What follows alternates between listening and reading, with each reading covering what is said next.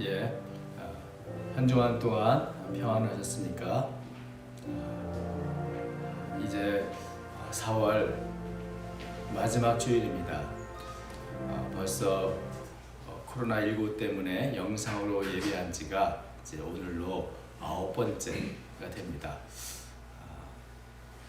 이제 곧 5월 10일부터는 우리가 함께 모여서 얼굴과 얼굴을 대면하여 함께 하나님께 예배할 날이 오겠습니다. 그때까지 또 건강에 유의하시길 바랍니다. 오늘 주일 예배를 시작하기 전에 우리가 먼저 찬양으로 하나님께 영광을 돌리겠습니다. 찬송가 269장, 예배 전 우리 마음을 주님께로 향하도록 또 우리에게 주신 은혜를 생각하면서 먼저 함께 찬양하는 시간을 갖겠습니다. 찬송가 269장입니다. 통일 찬송가는 211장, 그 참혹한 십자가에입니다. 찬송가 269장.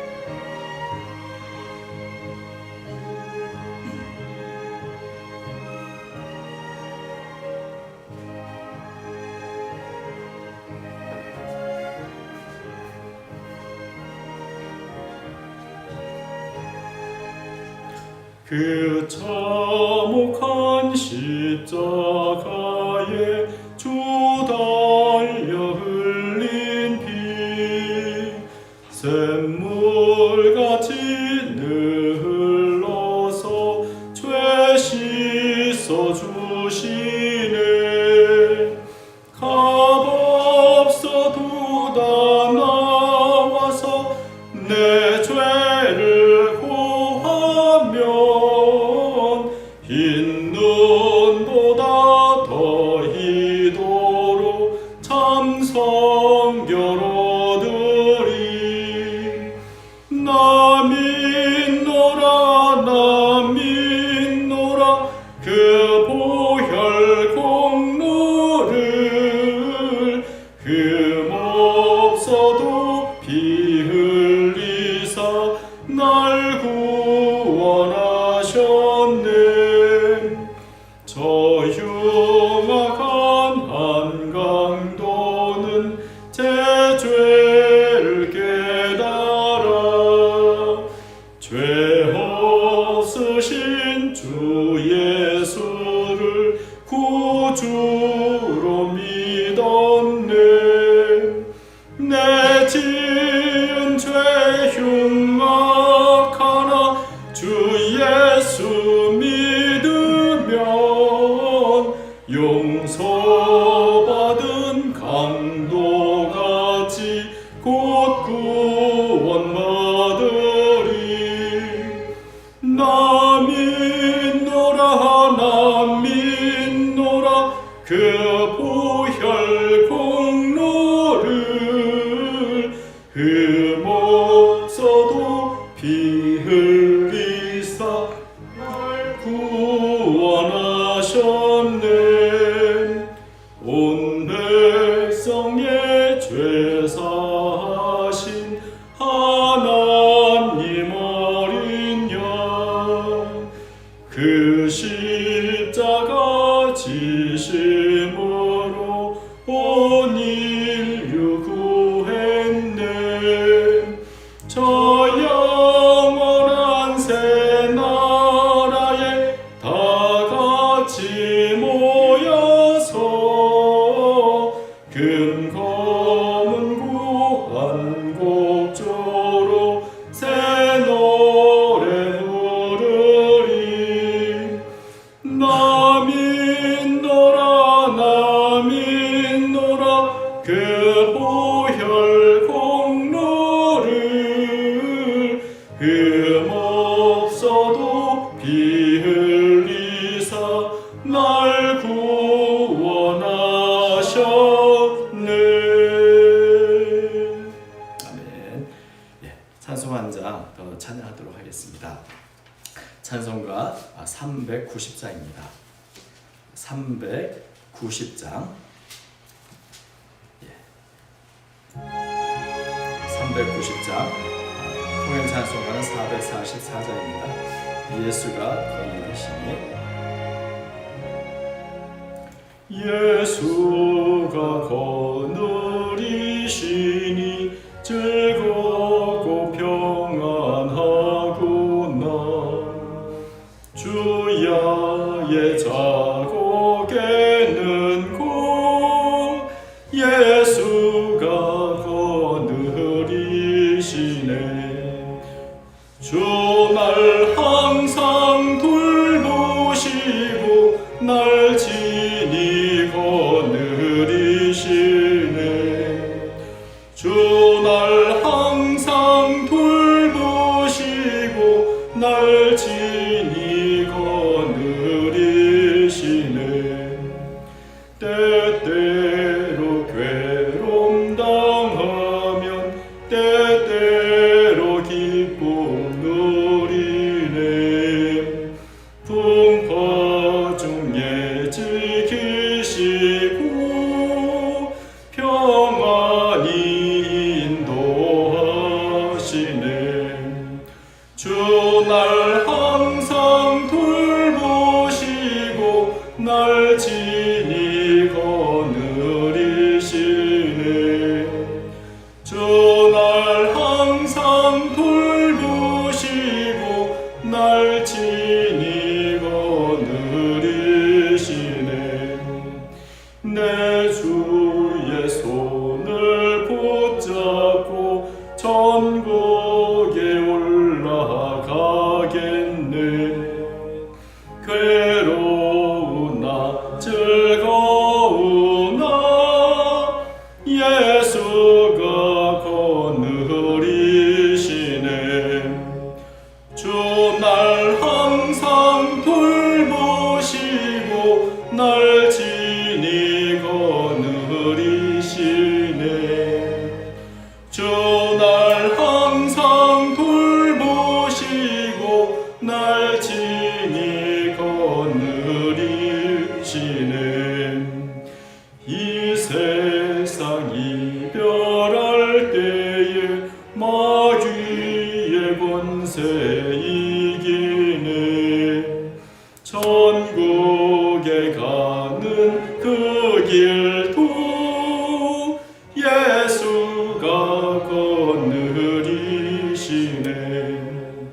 주 날 항상 돌보시고 날 친히 거느리시네.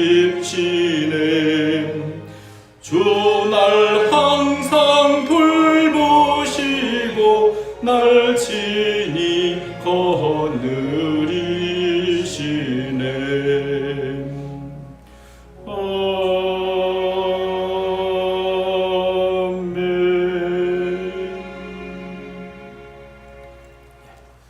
이제 다 함께 묵상 기도하심으로 4월 26일 주일 예배를 시작하도록 하겠습니다. 다 함께 기도하시겠습니다.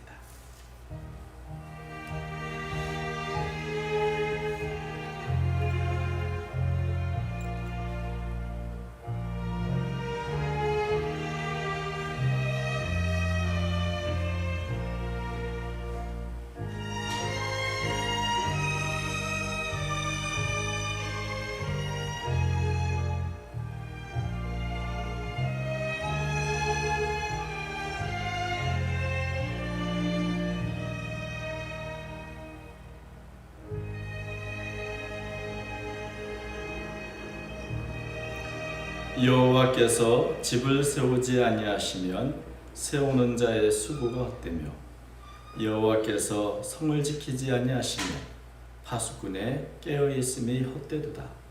너희가 일찍 일어나고 늦게 누우며 수고의 떡을 먹음이 헛되도다. 그러므로 여호와께서 그의 사랑하시는 자에게는 잠을 주시는도다. 아멘. 언제나 우리를 평안 가운데로 인도해 주시는 은혜로우신 하나님 아버지, 저희에게 베푸신 은혜를 생각하며 감사와 찬양을 드립니다. 오늘 거룩한 주일에 사랑하는 성도들이 각곳 처소에서 주님을 앙망하며 예배합니다. 이 시간도 저희들과 함께해 주옵시고 예배를 통하여서 홀로 영광받아 주시옵소서. 오늘도 말씀을 보내사 우리의 심령을 새롭게 하여 주옵시며 세상에서 빛과 소금의 역할을 감당하기에 부족없는 자가 되도록 인도해 주옵소서. 이 시간 온전히 주님께서 주관하여 주시고 악한 사탄 틈타지 않도록 인도해 주옵소서. 언제나 함께해 주심을 믿사옵고 감사드리올 때에 사랑 많으신 예수님의 이름으로 간절히 기도하옵나이다. 아멘. 이제 다 함께 일어나셔서 찬송가 21장을 찬양하겠습니다. 찬송가 21장.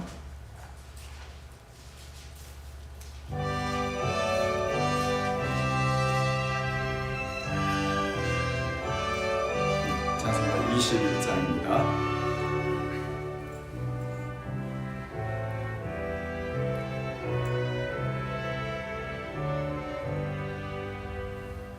다 찬양하여라 전능왕 창조의 주께 내 혼아 주 찬양 평강과 구원의 주님 성도들아 주 앞에 이제 나와 즐겁게 찬양하여라.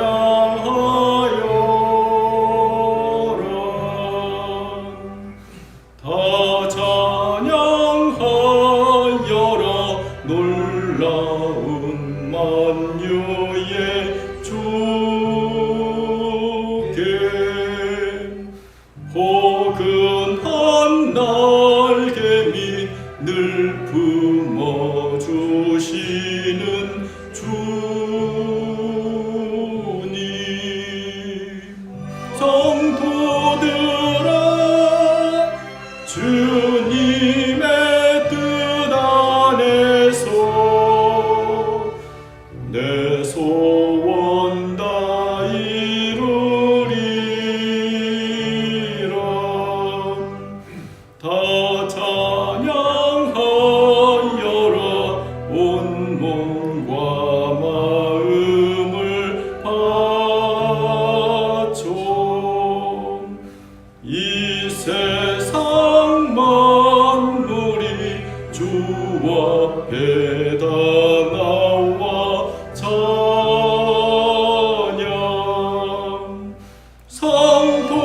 성도들아 기쁘게 소리 높여 영원히 찬양하여라.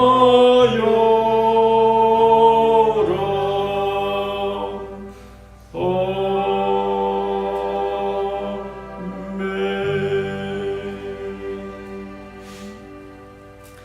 이 시간에 우리 모두가 사도신경으로 우리의 신앙을 고백하겠습니다. 전능하사 천지를 만드신 하나님 아버지를 내가 믿사오며 그 외아들 우리 주 예수 그리스도를 믿사오니 이는 성령으로 잉태하사 동정녀 마리아에게서 나시고 본디오 빌라도에게 고난을 받으사 십자가에 못 박혀 죽으시고 장사한 지 사흘 만에 죽은 자 가운데서 다시 살아나시며 하늘에 오르사 전능하신 하나님 우편에 앉아 계시다가 저리로서 산자와 죽은 자를 심판하러 오시리라. 성령을 믿사오며 거룩한 공예와 성도와 서로 교통하는 것과 죄를 사하여 주시는 것과 몸이 다시 사는 것과 영원히 사는 것을 믿사옵나이다. 아멘. 교동문은 87번입니다. 찬송가 뒤에 있는 교동문 제 87번 요한계시록 21장입니다. 교동문 찬송가 뒤에 있는 교동문 제 87번 요한계시록 21장입니다. 교동문 87번 요한계시록 21장을 저와 함께 교독하겠습니다. 제가 먼저 교독합니다. 또 내가 새 하늘과 새 땅을 보니 처음 하늘과 처음 땅이 없어졌고 바다도 다시 있지 않더라. 또 내가 보매 거룩한 성 새 예루살렘이 하나님께로부터 하늘에서 내려오니 그 중요한 것이 신부가 남편을 위하여 단장한 것 같다.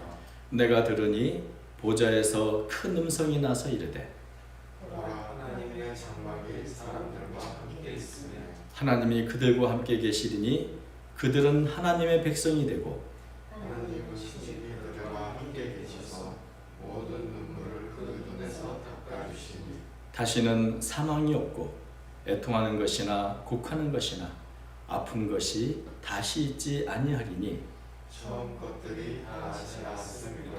보좌에 앉으시니가 이르시되 보라 내가 만물을 새롭게 하노라. 아멘. 자리에 앉으시기 바랍니다. 자리에 앉으셔서 찬송가 309장을 찬양하겠습니다. 통일 찬송가는 409장, 찬송가 309장입니다. 목마른 내 영혼, 찬송가 309장을 함께 찬양하겠습니다.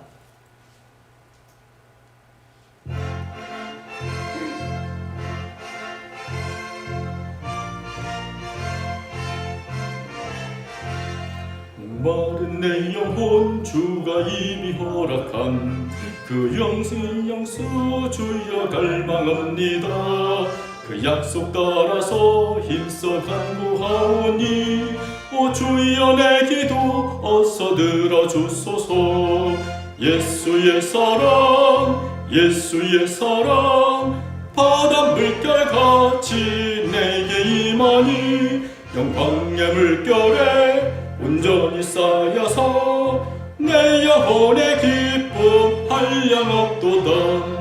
주 내게 약속한 큰 빛 내려주시려 은혜의 저 구름 건너편에 떠올라 그 귀한 징조가 내게 밝히 보이니 나 힘을 다하여 주께 간구합니다. 예수의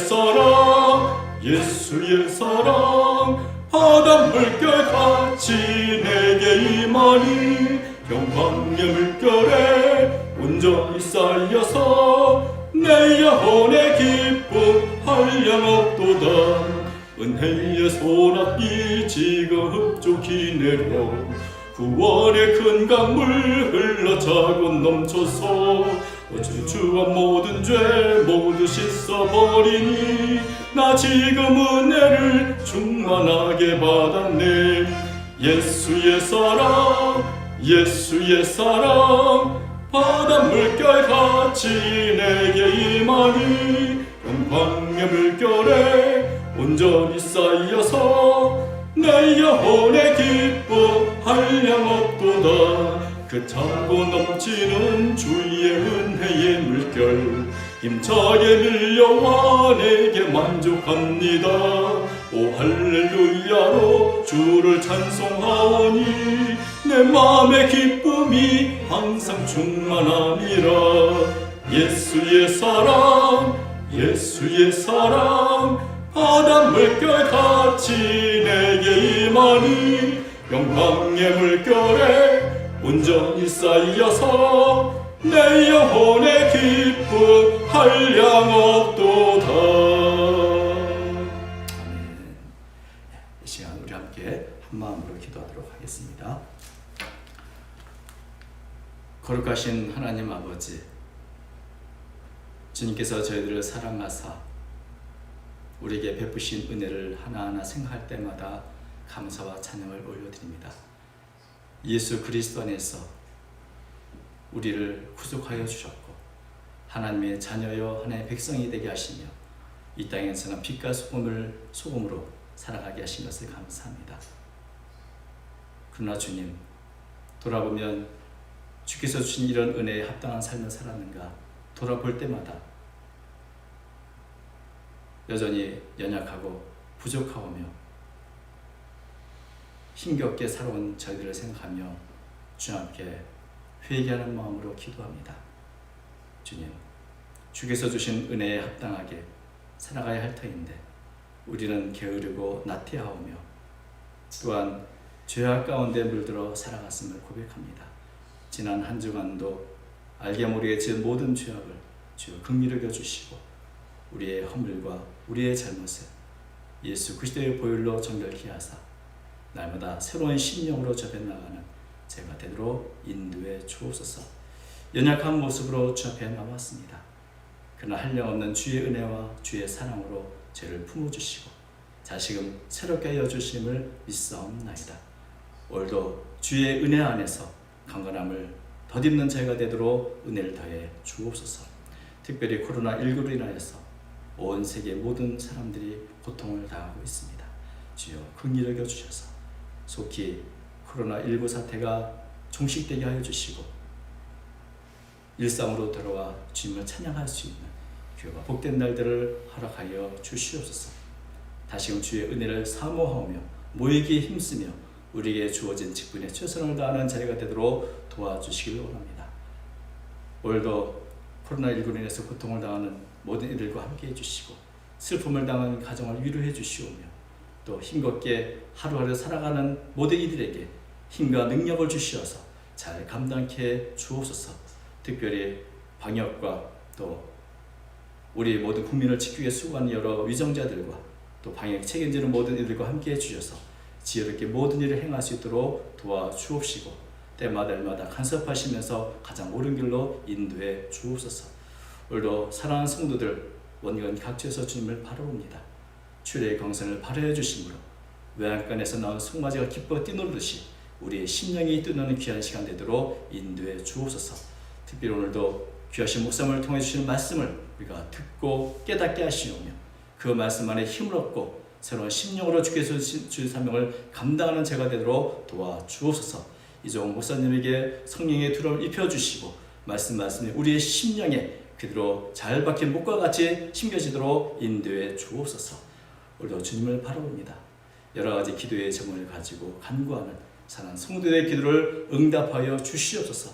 이전보다 더욱더 주님을 사랑하며 섬기며 주에서 이루어가는 저희 모두가 되도록 도와주옵소서. 오늘도 함께해 주시고 우리의 기도를 들어 응답해 주심을 믿사오며 모든 것을 살아계신 예수님의 이름으로 간절히 기도하옵나이다. 아멘.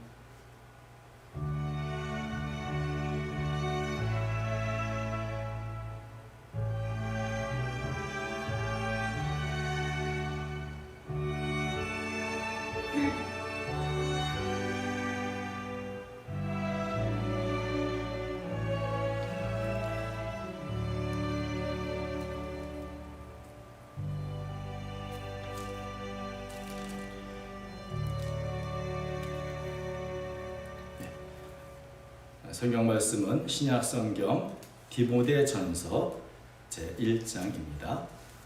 디모데전서 제1장 3절부터 7절에 있는 말씀입니다. 디모데전서 제1장 3절부터 7절. 제가 가진 성경은 신약 성경 337면에 있습니다. 디모데전서 제1장 3절부터 7절에 있는 말씀을 봉독해 드리겠습니다. 내가 마게도냐로 갈 때에 너를 권하여 에베소에 머물러 한 것은 어떤 사람들을 명하여 다른 교훈을 가르치지 말며 신화와 끝없는 족보에 몰두하지 말게 하려 함이라. 이런 것은 믿음 안에 있는 하나님의 경륜을 이룸보다 도리어 변론을 내는 것이라. 이 교훈의 목적은 청결한 마음과 선한 양심과 거짓이 없는 믿음에서 나오는 사랑이거늘 사람들이 이에서 벗어나 헛된 말에 빠져 율법의 선생이 되려 하나 자기가 말하는 것이나 자기가 확증하는 것도 깨닫지 못하는도다. 아멘. 우리 말씀을 듣기 전 먼저 주님을 찬양하겠습니다. 찬송가 393장 우리가 한 마음으로 주님 찬양하겠습니다. 393장. 오 신실하신 주,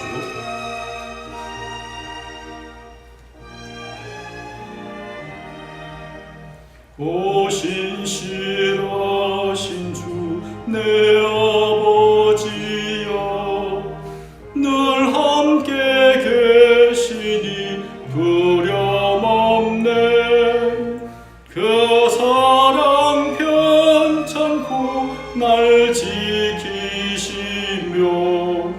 어제나 오늘이 한결같네.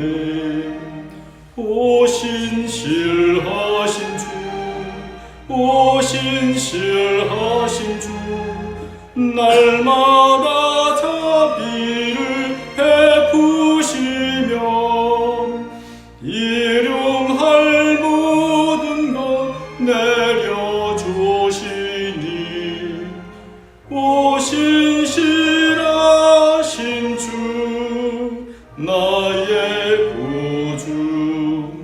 봄철과 또 여름, 가을과 겨울, 해와 달 별들도 다 주의 것.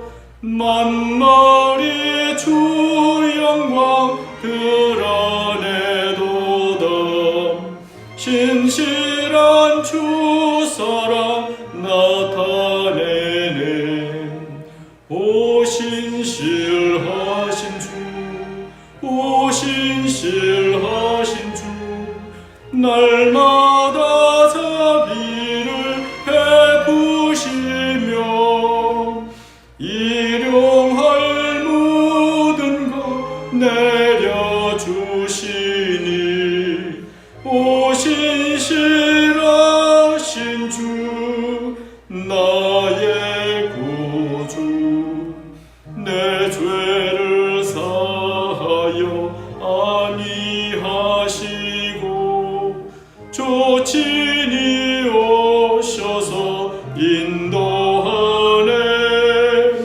오늘의 힘되고 내일의 소망, 주만이만 복을 내리시네. 오 신실하신 주, 오 신실하신 주, 날마다 자비를 베푸시며 일용할 모든 것 내려주시니 오 신실하신 주, 나의 구주. 아멘. 이 시간에 이종만 목사님께서 저희에게 그리스도인들이 추구해야 할 것이라는 제목으로 말씀을 전해주실 때에 큰 은혜 받으시기 바랍니다.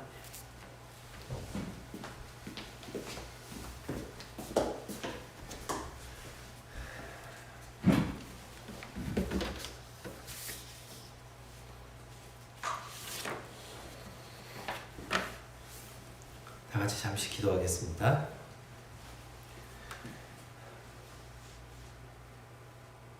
하나님 아버지, 제한된 여건 속에서라도 우리가 이렇게 함께 예배를 드릴 수 있도록 이끌어 주시니 감사를 드립니다.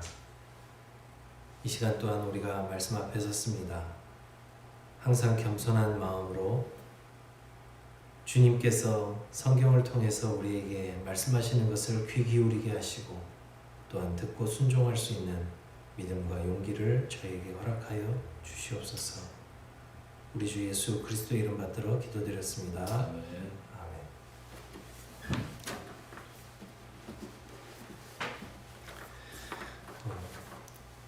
코로나 바이러스로 인해서 함께 모이지 못하고 영상으로 얼굴을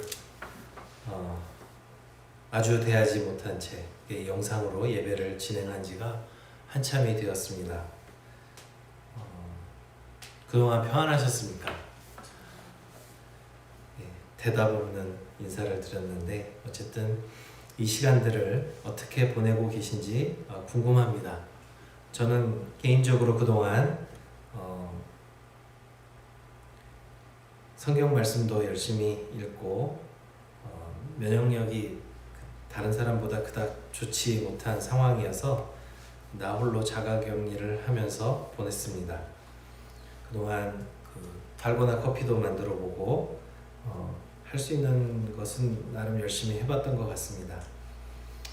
무엇보다 걱정이 되는 것은 운동 부족으로 체중이 올라갔는데 내려오지 않고 있습니다. 그래서 그 활동할 수 있는 날을 기다리고 또 함께 만날 수 있는 날을 기다리고 있습니다. 모쪼록 건강한 모습으로 들리는 바에 의하면 그래도 다음 주가 되면 또 함께 모일 수 있을 것 같아서 그때 건강한 모습으로 모두 다시 뵙기를 소망하고 있습니다. 혼자 집에서 보내는 시간이 길어지다 보니까 소위 그 감이 떨어져서 말씀을 준비하다 보니까 그냥 저를 향해서 쓰는 설교가 되어버렸습니다. 그렇지만 다 써놓고 생각해 보니까 함께 영상으로 뵙는 우리 함께하는 교회 형제자매 모든 분들에게도 유익이 조금 있지 않을까 하는 생각이 들어서 그 기대와 그 간절함을 가지고 오늘 섰습니다. 오늘 우리가 함께 살펴볼 디모데 전서는 바울 사도께서 아들처럼 아꼈던 디모데 선생님께 보낸 두 통의 편지 중 첫 번째 편지입니다.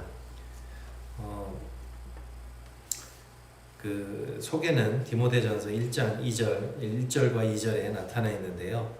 우리 구주 하나님과 우리의 소망이신 그리스도 예수의 명령을 따라 그리스도 예수의 사도된 바울은 믿음 안에서 참 아들된 디모데에게 편지하노니 하나님 아버지와 그리스도 예수 우리 주께로부터 은혜와 긍휼과 평강이 내게 있을지어다. 이렇게 말씀하시는 인사말 속에 잘 나타나 있습니다. 바울 사도께서는 보통 편지를 보내실 때 인사말에 은혜와 평강이 너희에게 라는 문구를 즐겨 쓰시는데 디모데 선생님께 보내는 이 두 통의 편지에서만 디모데에게 은혜와 긍휼과 평강이라고 이렇게 쓰고 계신 것을 볼 수 있습니다. 보통 즐겨 쓰시던 양식을 바꾸신 이유를 우리가 알 수는 없지만 정확하게 우리가 알 수는 없죠, 사실은. 그렇지만 이 공적이면서도 이 개인적인 면이 담긴 이 편지, 제가 공적이라고 말씀을 드리는 것은 신약 성경에 있는 모든 편지들은 공적인 편지입니다. 그러니까 교회에서 읽혀지도록 의도된 편지이고 또 실제로 이 편지들은 교회에서 낭독이 되고 모든 사람이 함께 들었기 때문에 공적인 편지라고 할 수 있지만 여기에 보면 그 개인적인 요소도 많이 담겨 있습니다.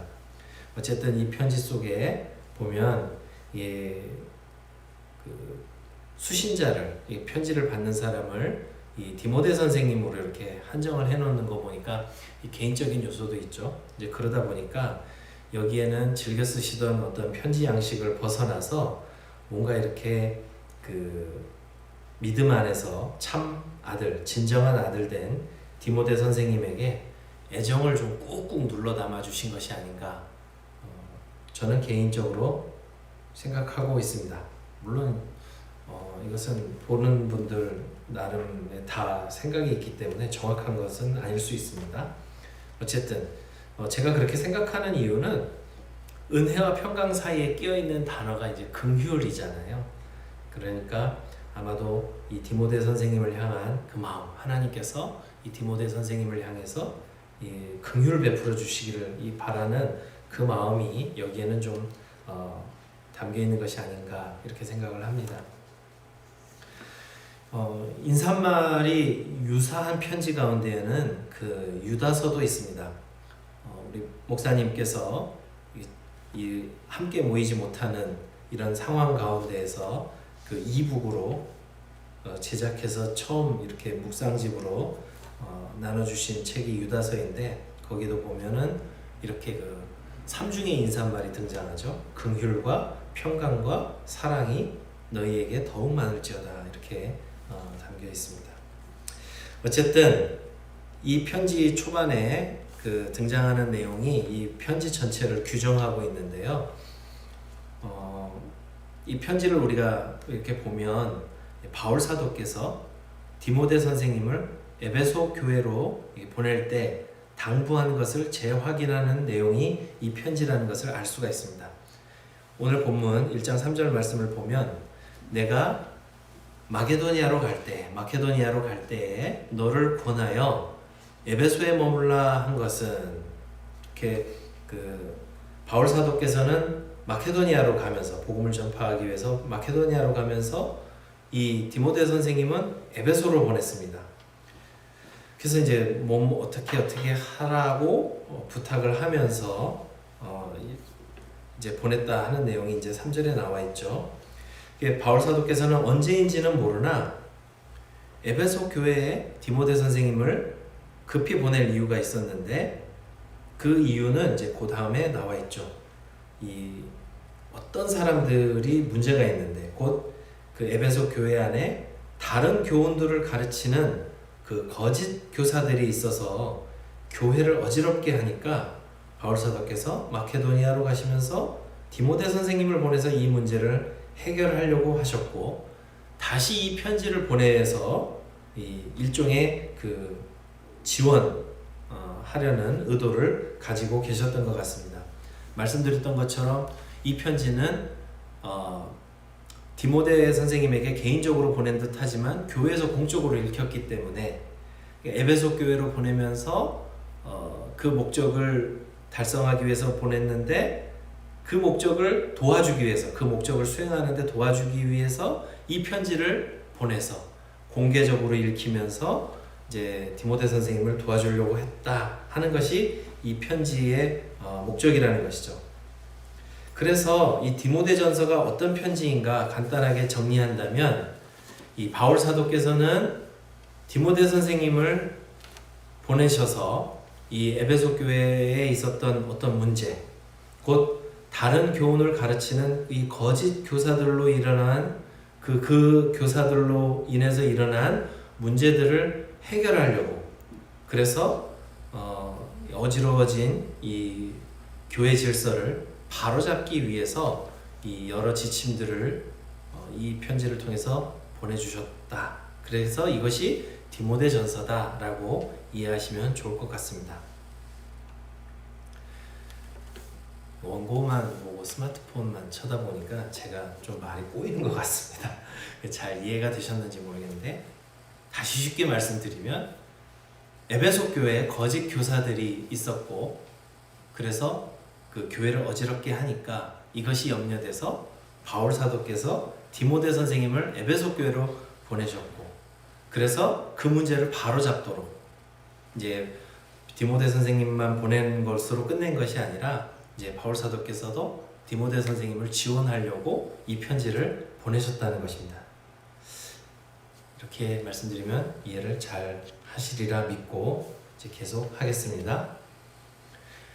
바울 사도께서는 에베소 교회의 이 거짓 교사들의 문제를 아주 소상하게 꿰뚫고 계셨던 것 같습니다. 1장 20절에 보면 아예 그 거짓 교사들 중 2명을 이 실명을 공개하고 계십니다. 20절에 보면 그 가운데 후메네오와 알렉산더가 있으니 내가 사탄에게 내준 것은 그들로 훈계를 받아 신성을 모독하지 못하게 하려 함이라. 이렇게 해서 이 실명 공개까지 하고 계시는 것을 볼 수가 있습니다. 그럼 도대체 이 거짓 교사들이 무엇을 가르쳤고 어떤 특징들을 가지고 있는가? 이것은 이제 디모데전서에서 자세하게 드러나고 있는데요. 그런 가운데서 이제 그 바울 사도께서는 교회의 참된 구성원들은 신앙생활을 함에 있어서 어떤 마음가짐과 태도를 보여야 하는지, 어떻게 행동해야 하는지를 사이사이에 끼워 넣어가지고 거짓 교사들의 본을 따르지 말고, 그러니까 그 그리스도인들은 이러이러한 것들을 주의해야 한다 하는 내용과 그리스도인들은 이렇게 살아야 한다 하는 내용을 이렇게 사이사이 끼워서 이 대비시켜서 보여주는 것이 디모데 전서입니다. 이 거짓 교사들에 관한 내용은 1장 3절부터 20절, 4장 1절부터 5절, 6장 3절부터 10절에 나타납니다. 이게 듬성듬성 나타나는데 그 사이에 교회 구성원들은 이러해야 한다, 교회는 이러해야 한다, 교회 직분자들은 이러해야 한다, 어떤 모습들을 갖춰야 한다. 이런 내용들을 이렇게 교차로 끼워놓고 있다라는 것이죠. 그래서 디모데전서를 다 읽고 나면 이 교회와 그 구성원들이 이런 모습은 우리가 따르지 말아야 하는구나. 이런 모습은 우리가 추구하고 따라야겠구나 하는 것을 이 번갈아 가면서 교훈 받도록 이 바울 사도께서는 의도하셨던 것입니다. 디모데전서 이제 시작 부분에 보면 이 내용들이 압축돼서 나타나 있는데, 이제 오늘 본문 3절부터 7절을 보면서 바울 사도께서 이 교회와 그 구성원들에게 그리스도인들은 이런 것들을 경계해야 합니다. 따르지 말아야 합니다. 그리고 아울러서 우리는 이런 것들을 추구하고 따라야 합니다 하는 것을 교훈하시는 것이 무엇인가, 이것을 우리가 살펴보려고 합니다. 먼저 그리스도인들이 하지 말아야 할 부분을 살펴보는 것이 순서일 듯 합니다. 오늘 본문에 보면 바울 사도께서 디모데 선생님을 통해서 금하고 계신 것이 나옵니다. 그래서 그 내용은 이제 그 교회에 있는 거짓 교사들이 추구하고 있는 모습인데요. 이제 그 내용은 이제 3절에 나타나 있습니다. 내가 마게도니아로 갈 때에 너를 권하여 에베소에 머물라 한 것은 어떤 사람들을 명하여 다른 교훈을 가르치지 말며 신하와 끝없는 족보에 몰두하지 말게 하려 함이라. 이런 것들을 주의하라고 이야기를 합니다.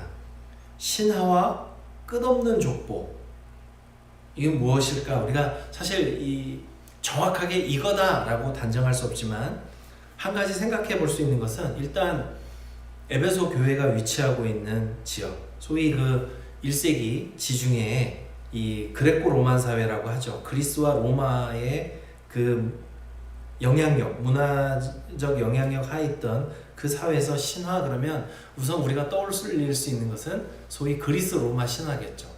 이 신화라는 것은 당시 세상 사람들이 이 세상을 어떻게 바라보고 있는가 하는 그 사람들의 세계관의 총체가 신화입니다.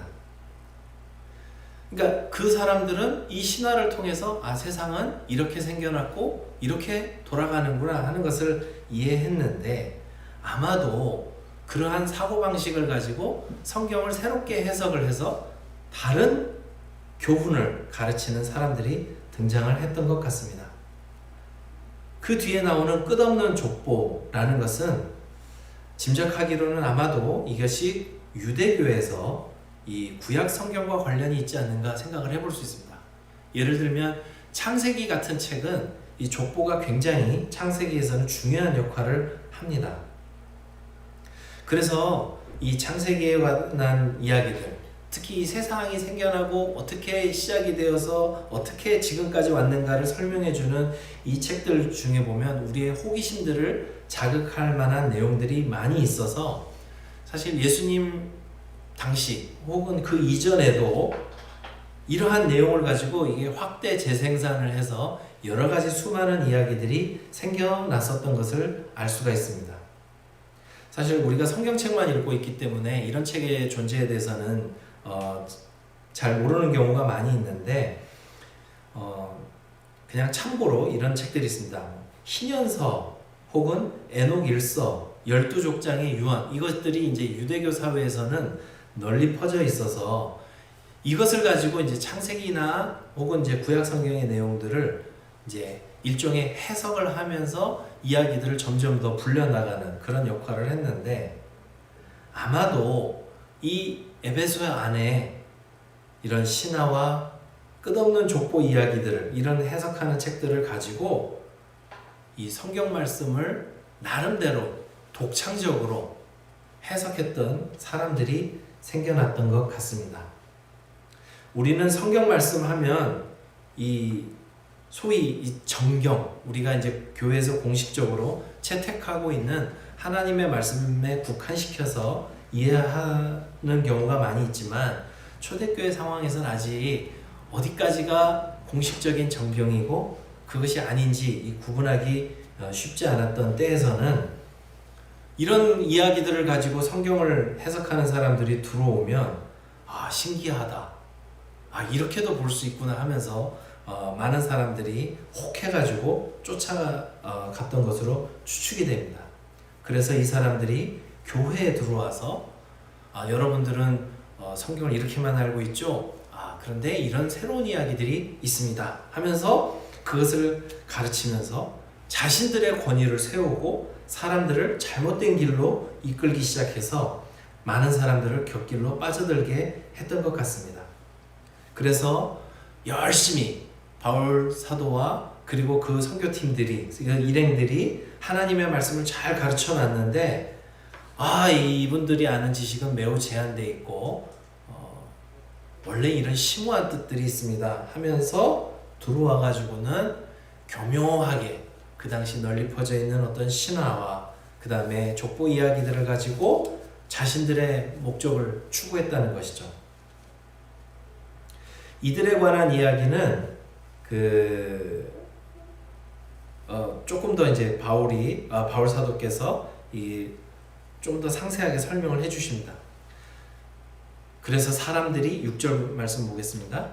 사람들이 이에서 벗어나 헛된 말에 빠져서, 그러니까 참된 가르침에서 벗어나가지고 헛된 말에 빠져서 율법의 선생이 되려 하나 자기가 말하는 것이나 자기가 확증하는 것도 깨닫지 못하는도다.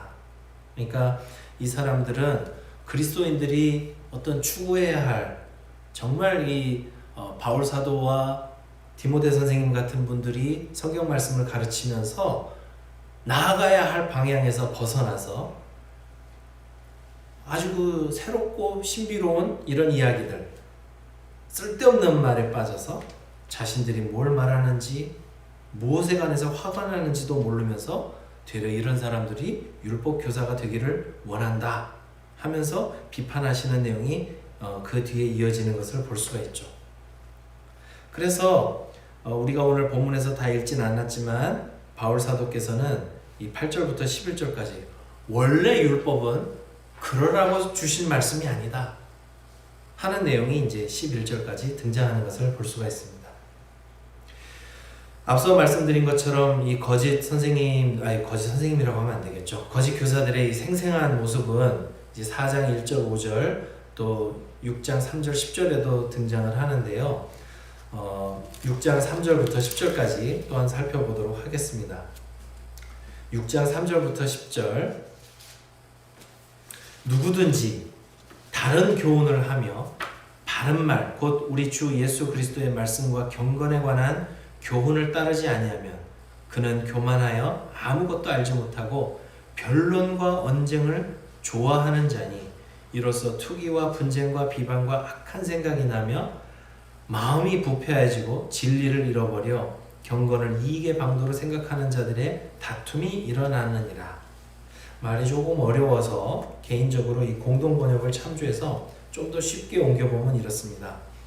누구든지 다른 가르침을 전하며 건전한 교리, 건전한 가르침, 곧 우리 주 예수 그리스도의 말씀과 경건을 따른 가르침에 응하지 않으면 그 사람은 잔뜩 교만해져서 아무것도 알지 못하면서 도리어 논쟁과 말싸움에 병적으로 집착하게 되는데 이로부터 시기, 다툼, 비방, 악한 의심들, 사람들의 생각을 타락시키고 진리를 잃어버린 자들, 경건을 돈벌이 수단으로 여기는 자들의 분쟁이 일어납니다. 이렇게 말씀하고 있습니다. 그러니까 결국은 여기서 바울 사도께서 경고하고 계신 내용이 무엇인가 하면 우리가 추구해야 할 것, 건전한 가르침, 곧 우리 주 예수 그리스도의 말씀과 경건을 따르는 이 가르침을 따르지 않으면, 응하지 않으면 이 거짓 교사들의 모습이 나타난다는 것인데 그 모습은 어떻게 됐냐면 잔뜩 교만해져서 아무것도 알지 못하면서 도리어 논쟁과 말싸움에 병적으로 집착하게 되는데 좀 안다고 해서 막 그 온갖 궤변을 동원해서 말싸움하고 논쟁하고 이기는데 아주 병적으로 집착해져서 여기서부터 온갖 악들이 나온다는 것이죠. 그래서 이 사람들은 진리를 잃어버린 사람들이고 경건을 돈벌이 수단으로 여기고 그래서 분쟁이 일어난다 이렇게 경고를 하고 있는 것입니다.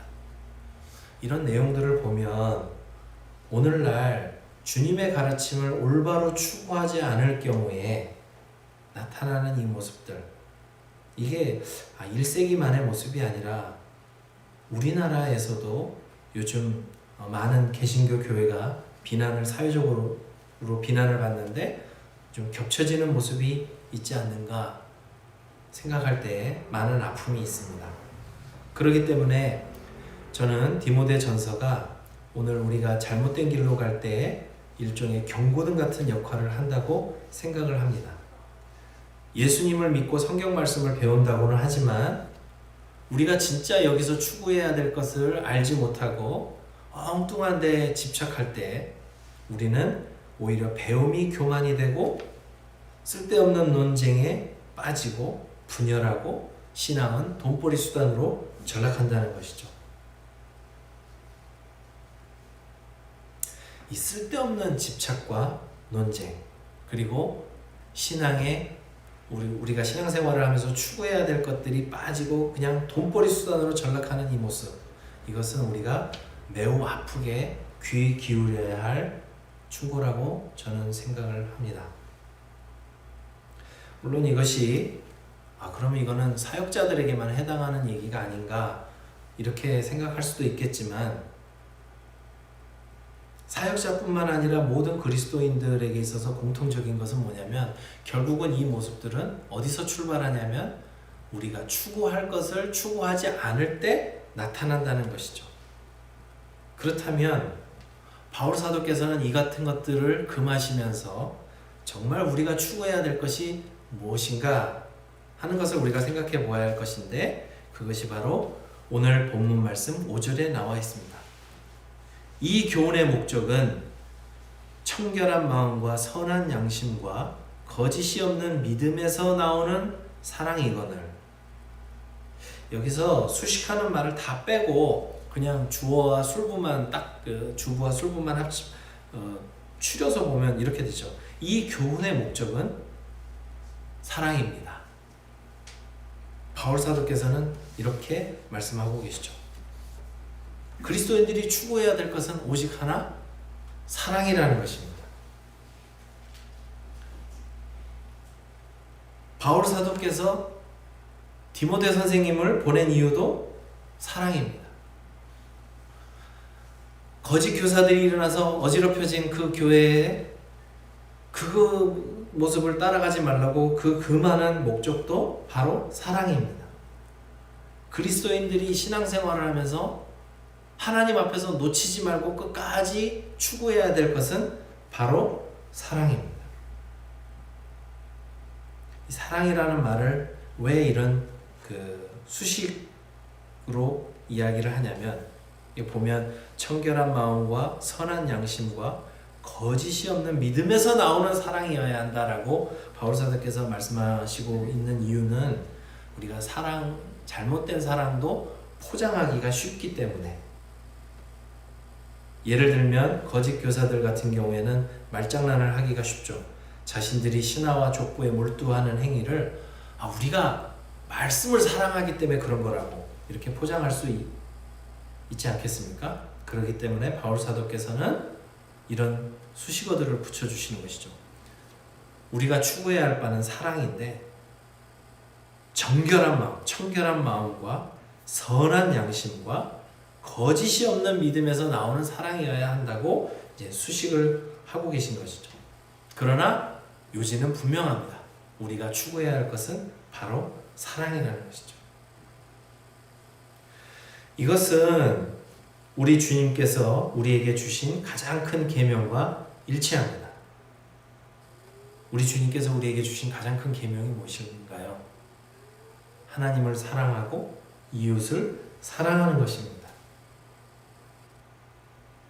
사랑이 아닌 사랑을 제외한 모든 추구는 하나님 앞에서 인정을 받지 못합니다. 그리고 바울 사도께서 그 사랑이 정결한 마음, 선한 양심, 거짓이 없는 믿음에서 나오는 사랑이라고 이렇게 그 사랑을 분명하게 정의하시는 그 모습을 통해서 알 수 있는 것은 하나님께서는 사랑이라는 이름을 걸고 나오는 모든 행동들에게서조차 그 근원을 따지고 엄밀하게 보신다라는 것을 우리는 알 수 있습니다. 가장 쉬운 예가 예수님께서 질타하신 것이 있는데 그것이 무엇이냐면 하나님을 사랑한다고 드리는 제물, 이 제물을 구약 성경에서는 이제 코르반, 우리 성경에는 고르반이라고 되어 있죠. 하나님을 사랑한다고 드리는 이 고르반, 제물도 부모님을 공경하는 데 드리는 것을 회피하는 수단으로 악용될 경우에 하나님께서는 그것을 사랑이 아닌 외식으로 간주하셨던 것을 우리는 마가복음 7장 6절에서 볼 수가 있습니다. 우리가 하나님을 사랑한다고 하면서도 또 내가 하는 행동이 사랑이라고 하면서도 우리 자신을 높여서 누군가의 위에 서려 하거나 거짓 교사들 같은 경우에는 이 경건을 돈벌이 수단으로 알았는데 탐욕스러운 이익이나 정당하지 않은 대가를 바라는 것이나 기타 여러 불순한 동기에서 출발하면서 그것을 아무리 사랑이라고 포장한다고 한들 그것은 의미가 없다는 것을 바울 사도께서는 우리에게 일깨워 주고 계십니다.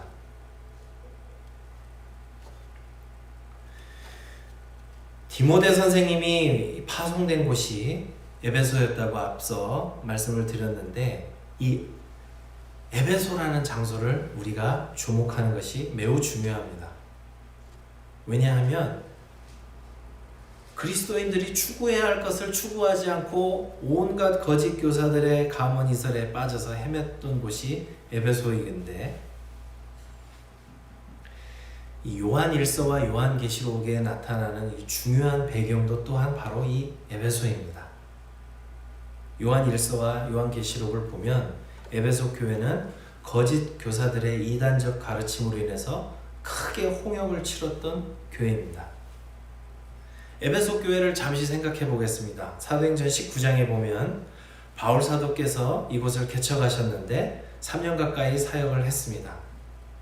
그리고 항상 이 에베소 교회는 바울 사도의 마음속에 있어서 이곳이 거짓 교사들로 인해서 어려움을 겪는다고 하니 오늘 본문에서 보듯 디모데 선생님을 이곳에 파송해서 디모데 선생님이 이곳에서 목회를 하셨고 또 앞서 말씀드린 것처럼 요한일서, 요한계시록에 보면 요한 사도께서도 이곳에서 목회를 하셨습니다. 그러니까 이 에베소라는 곳은 우리가 신약 성경에서 알고 있는 정말 그 위대한 목회자들이 다녀갔고 거쳐갔고 목회했던 곳이 이 에베소입니다. 근데 나중에 보면 요한계시록 2장에 보면 이 교회가 처음 사랑을 버렸다고 책망을 받았죠. 바울 사도께서 강조했던 것도 사랑이었고 요한일서에도 사랑이 강조되고 있는데 희한하게도 요한계시록에 보면 이 교회가 처음 사랑을 버렸다고 책망을 받았습니다. 그래서 심지어 이거 회복 안 하면 촛대를 옮겨버리겠다는 무시무시한 경고까지 듣는 것을 볼 수가 있습니다.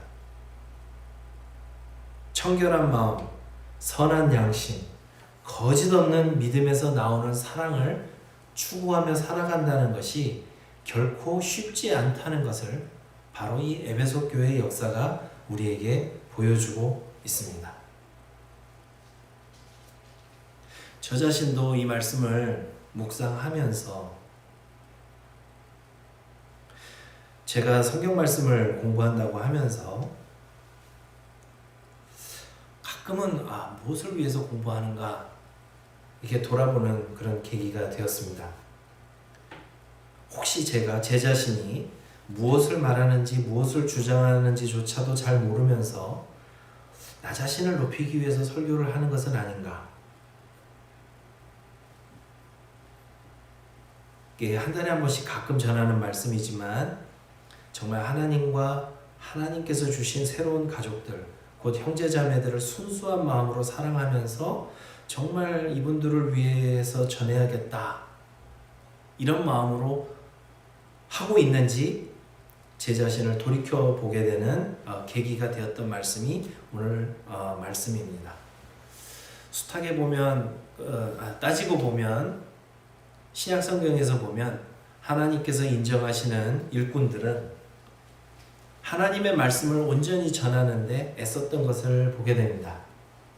제 자신 속에 올렸던 말씀 중에 하나가 뭐냐면 세례 요한 선생님께서 자신의 사역의 출발점을 이사야서 말씀에서 시작을 하고 있는데 광야에서 외치는 자도 아니고 광야에서 외치는 자의 소리라고 하나님의 말씀으로 자신을 규정하는 것을 볼 때 결국은 하나님의 말씀을 전할 때 메신저는 사라지고 하나님의 말씀이 성도님들 가슴속에 울려 퍼져야 하는 것이 정상임에도 불구하고 저를 비롯해서 많은 설교자들이 가끔은 하나님의 말씀이 제대로 전달이 되고 심기어졌는지에 신경을 쓰기보다 내가 설교를 잘했나? 사람들이 듣고 좋아하나? 이것에 훨씬 신경을 쓰고 살아가는 것은 아닌가? 제 자신을 돌아보는 계기가 되었습니다. 또한 이 말씀을 지난 한 주간 묵상하면서 바울 사도께서 우리에게 가르치시는 바, 이 교훈의 목적은 청결한 마음과 선한 양심과 거짓이 없는 믿음에서 나오는 사랑이라고 말씀하셨는데 우리는 때로는 성경 말씀을 더 알고 싶다라는 욕구 속에서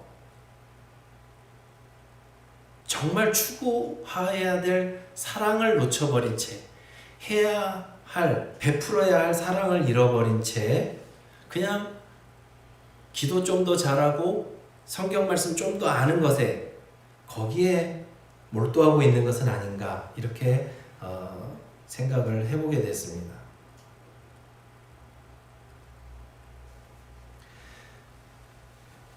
보면 저 자신은 예수님을 영접하고 하나님께서 새로운 가족들을 이곳저곳에 많이 주셔서 그래서 제가 어려울 때마다 하나님께서 주신 가족들의 새로운 가족들의 도움과 사랑을 지금까지 많이 받아왔는데 그런데 저 자신은 막상 사랑을 베푸는데 너무 인색한 것은 아닌가 생각을 해본 시간들이었습니다. 이제 그 코로나 바이러스로 고강도 사회적 거리두기의 실천을 하는 가운데서 그 온라인 수업이 곳곳에서 진행이 되는데 가장 최근에 그 보면서 그 미안했던 뉴스가 그 아버지를 여의고 어머니 혼자 가정을 꾸려나가는데 네 자녀가 모두 인터넷으로 수업을 들어야 하는데 가난하다 보니까 그 동생들에게 노트북을 양보하고 그 스마트폰으로 수업을 지켜보는 그 학생 이야기를 제가 보았습니다.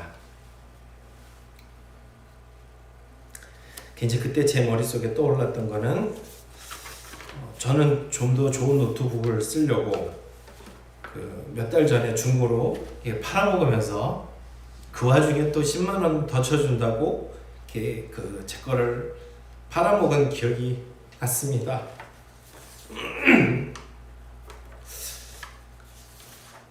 그 제가 이게 정말 그 사랑을 베푸는 목회자인가?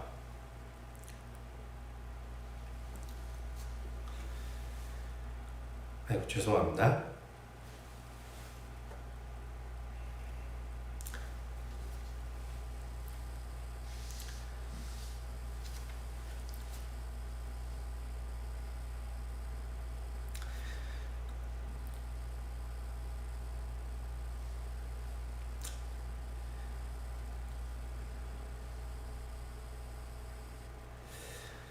우리의 신앙생활은 그 청결한 마음과 선한 양심과 거짓이 없는 믿음에서 나오는 그 사랑으로 나타나야 하는데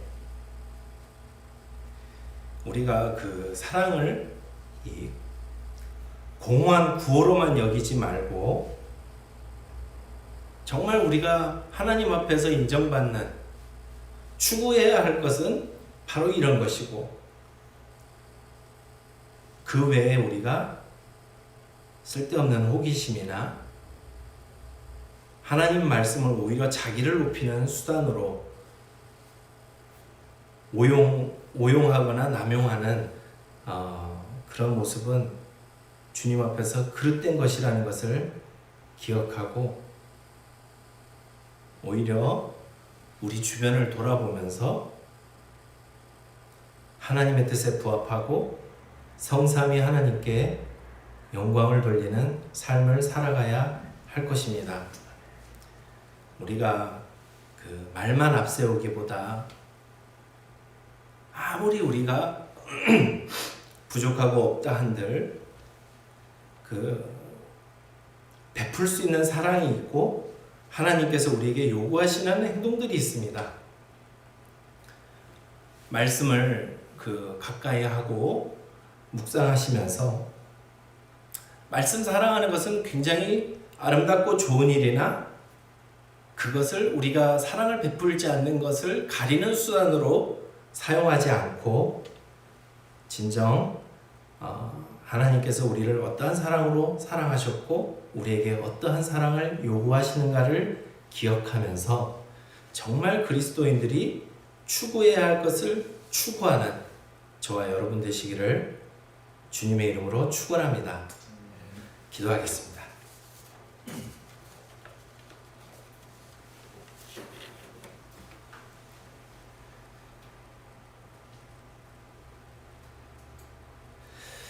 하나님 아버지, 참 저희는 죄인입니다. 하나님으로부터 사랑받기만을 좋아하고 그 은혜를 기억한다고 또 감사하다고 이야기하면서 정작 베푸는데 많이 인색한 죄인들입니다.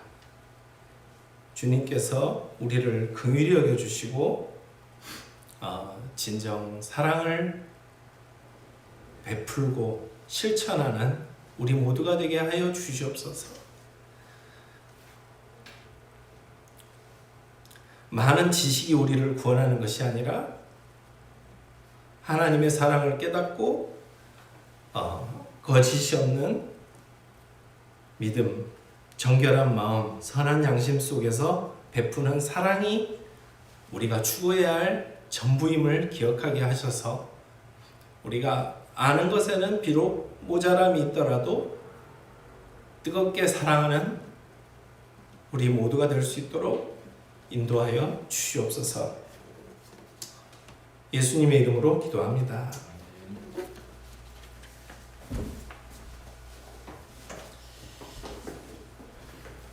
귀한 말씀 감사드립니다. 이 시간에 우리 하나님께 봉헌하는 시간입니다. 찬송가 213장 1절만 찬양하시면서 우리에게 주신 은혜에 보답하는 마음을 가질 수 있기를 바랍니다. 찬송가 213장 1절만 함께 찬양하겠습니다.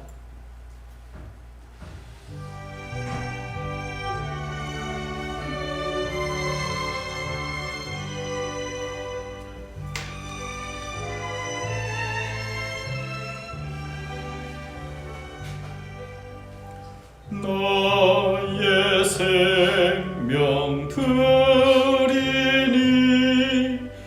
주여 받아주셔서 세상 살아갈 동안 찬송하게 하소서.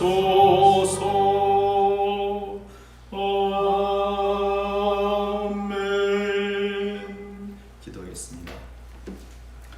은혜로우신 하나님 아버지, 저들에게 베푸신 은혜와 또한 사랑에 감사를 드립니다. 우리가 한량없는 주의 은혜를 받았음에도 베풀기에 인색했고 사랑을 하기에 부족했던 저들을 고백합니다. 긍휼히 여겨 주시어서 우리가 첫사랑을 회복하며 우리 이웃들에게 주의 사랑을 전하는 저희 모두가 되도록 인도해 주옵소서. 사랑하는 성도들, 생활이 힘들고 어려워도 우리 이웃들을 돌아보며 주의 사랑을 베풀기에 이색하지 않도록 인도해 주시길 원합니다. 또한 무엇보다 하나님의 나라를 기억하는 저희가 되도록 도와주시고 일선에서 수고하는 주의 종들을 위해 늘 기도로 협력할 수 있도록 인도해 주옵소서. 아버지 하나님, 주신 은혜에 감사하여 우리의 작은 것을 올려드리오니 주께서 받아 주옵시고 모든 물질이 주의 나라를 위해 또 힘들고 어려운 이웃들을 위해 아름답게 사용되도록 인도해 주옵소서. 사랑하는 성도의 삶을 붙들어 주심으로 경제적으로 어려움 당하지 않도록 도와주시고 특별히 코로나19로 인해서 어려움을 당하는 많은 이웃들이 있사오니 주님 그들에게 힘을 주고 또 위로하며 하나님의 뜻을 나타내는 저희 모든 성도의 삶이 되도록 도와주옵소서. 우리의 삶의 모든 것을 주께서 충만하게 채워주시고 또 필요한 이러한 양식을 날마다 공급해 주심을 믿습니다. 언제나 주님을 바라보며 힘을 얻고 또 주님을 인한 날마다 승리하는 저희 모든 성도가 되도록 도와주옵소서. 오늘도 사랑하는 성도들의 삶을 때마다 일마다 간섭하시고 늘 인도해 주심을 믿사옵고 사랑하신 예수님의 이름으로 간절히 기도하옵나이다. 아멘. 권고 말씀 드리겠습니다. 오늘이 4월 마지막 주일인데 4월 생일을 맞이하신 분들 축하를 드립니다. 3월, 4월 이렇게 생일 축하를 하지 못했는데 우리가 함께 모이면 생일 축하하는 시간을 갖도록 하겠습니다. 이제 코로나19로 인해서 지금 9번째 이 영상 예배를 드리고 있습니다. 5월 10일, 5월 둘째 주부터는 우리가 개인위생 또 방역에 주의해서 교회 예배당에서 함께 예배를 드리도록 하겠습니다. 그때까지 또 상황이 어떻게 변할지 모르지만 이러한 상황이 계속된다면 5월 10일에는 우리가 다 함께 모일 수 있을 거라 기대하고 있습니다. 그리고 제가 지난주 빌립보서의 1장을 이렇게 전자책으로 보내드렸는데 이번 주 2장을 보내드리겠습니다. 하루에 한 편 정도 이렇게 설교가 아니라 함께 묵상하는 마음으로 이렇게 살펴보고 또 여러분들이 어떤 깊은 묵상에 조금이라도 도움이 되기를 바랍니다. 그리고 계속해서 이 코로나19로 인해서 수고하는 분들을 우리가 기억하고 기도해 주시기 바랍니다. 우리가 물질로는 우리의 이웃을 위해서 돕지 못할지라도 늘 사랑으로 기도하며 또 힘과 지지를 아끼지 않는 것이 또 하나의 사랑의 방편인 줄로 믿습니다. 이런 이웃들 또 수고하는 분들을 기억해 주시고 기도해 주시기 바랍니다. 다른 광고 말씀 없으시면 이제 다 함께 일어나셔서 찬송가 218장을 함께 찬양하고 이종만 목사님의 축도로 예배를 마치도록 하겠습니다. 찬송가 218장 통일 찬송가는 369장입니다.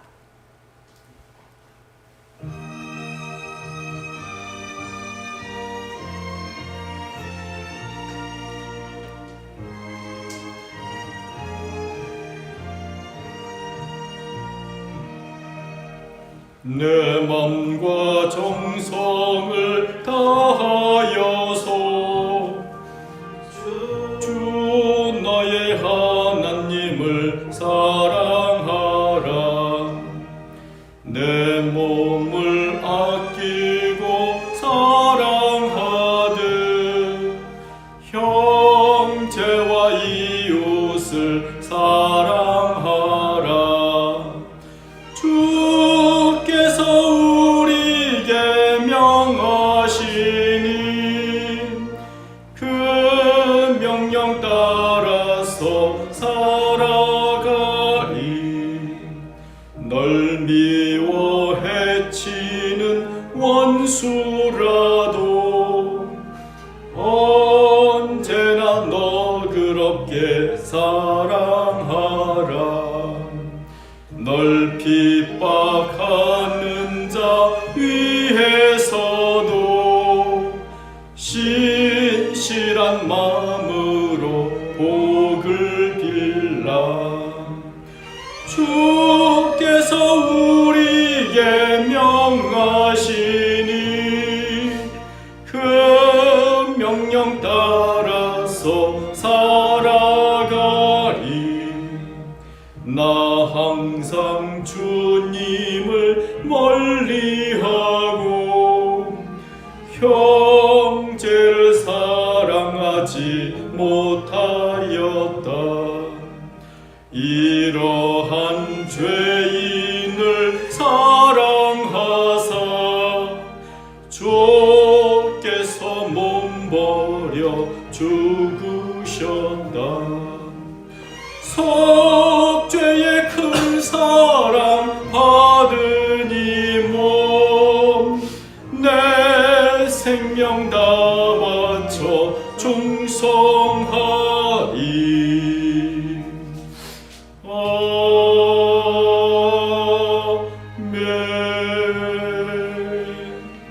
이종만 목사님 축도해 주시겠습니다.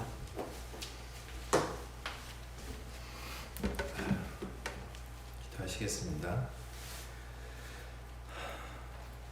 우리 주 예수 그리스도의 은혜와 아버지 하나님의 사랑과 성령님의 교제케 하심이 하나님께서 그 어떤 사랑으로 우리를 사랑하셨는지를 기억하고 그 사랑을 가슴에 새기고 우리의 삶의 자리에서 그 사랑을 베풀며 살아가기로 다짐하는 우리 사랑하는 모든 형제자매들 위해 지금부터 영원토록 함께 있을지어다.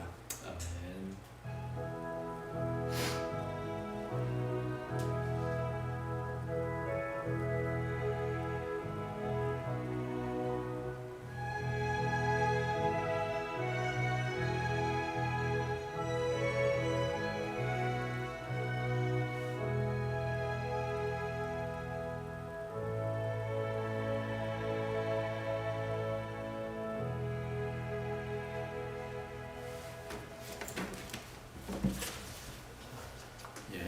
예배를 마쳤습니다.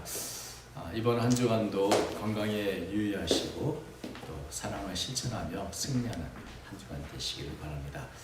다음 주까지 또 건강한 모습으로 지내시기 바랍니다. 감사합니다.